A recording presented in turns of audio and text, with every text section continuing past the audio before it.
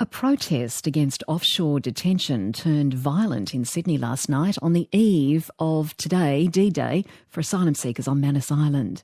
They've been told they must leave the decommissioned detention centre today or they could face forced removal by PNG authorities.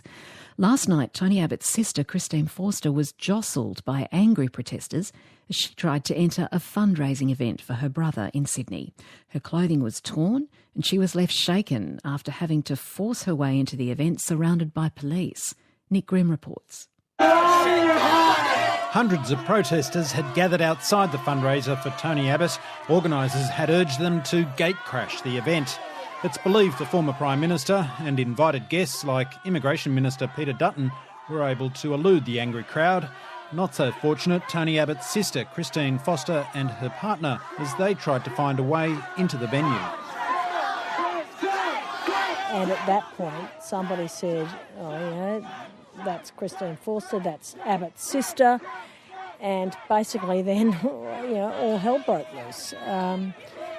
Basically then a melee broke out. It was a riot. The women were forced back from the entrance until police formed a ring around the Sydney City Councillor to push through the melee. Christine Forster's clothing torn in the process. It was an aggressive, awful, scary situation. And, this is... I'm not a federal politician, so what happens in Manus Island is not my brief, but I'm a local City of Sydney councillor, and I don't want to ever have this kind of stuff happening in my electorate. People should be able to walk into an event unmolested, unassaulted, unattacked, not being spat on, not being abused in my electorate of the City of Sydney, my beautiful, wonderful City of Sydney. Today, News.com is also reporting that a protester had been pushed over by one of the other guests arriving for the event before police could intervene. Christine Forster's partner, Virginia Edwards, later posted on social media this message, quote, "Physically shredding the jacket off someone's back is not how you express your political viewpoint in Australia. #shame, #un-Australian."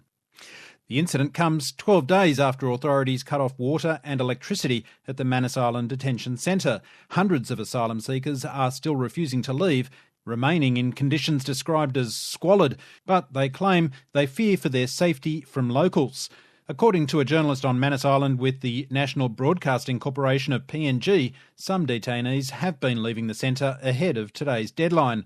Riley Canamon says he saw a handful of asylum seekers travel to the new accommodation. About 10, more than 10, were moved in with the cargoes.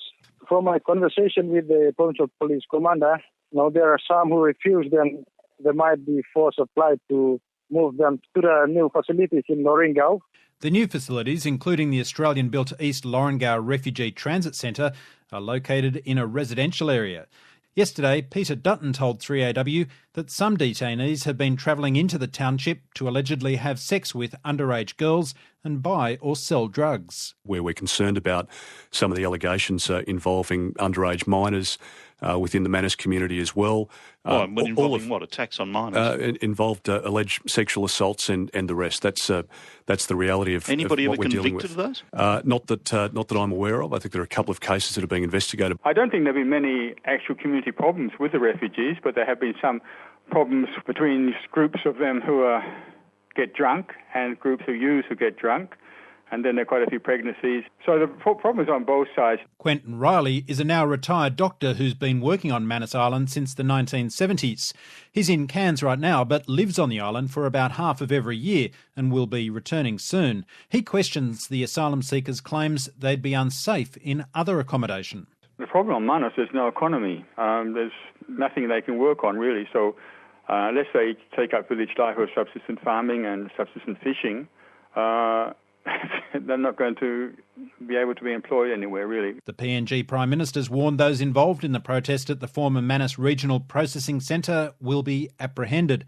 The detention centre is set to return to its former function as a Defence Force facility. Nick Grimm reporting.